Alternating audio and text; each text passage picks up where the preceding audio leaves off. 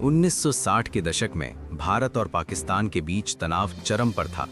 उसी समय research and analysis wing को एक बेहद खतरनाक मिशन के लिए एक एजेंट की जरूरत थी। इस मिशन के लिए चुना गया एक ऐसा शख्स जिसने अपनी पहचान, अपना नाम और अपनी जिंदगी तक दांव पर लगा दी। वो नई पहचान के साथ पाकिस्तान में दाखिल हुआ। अब वो एक भारतीय नहीं बल्कि वहीं का एक आम नागरिक बन चुका था। उसने अपनी भाषा बदली, अपना पहनावा बदला और धीरे धीरे लोगों के बीच घुल मिल गया। समय के साथ उसने वहां के लोगों का भरोसा जीत लिया और दुश्मन के बीच रहकर उनकी हर गतिविधि पर नजर रखने लगा। दिन बीतते गए और ये मिशन महीनों से सालों में बदल गया। वो अलग अलग जगहों पर काम करता, लोगों से जुड़ता और गुप्त जानकारी इकट्ठा करता।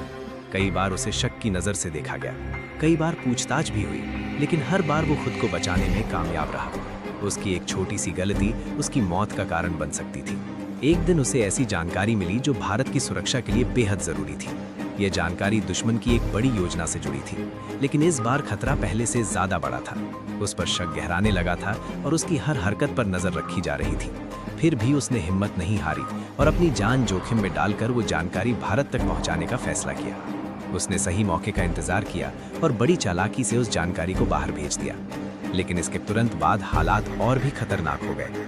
उसे महसूस होने लगा कि अब वहां रुकना नामुमकिन है। हर कदम पर मौत उसका पीछा कर रही थी।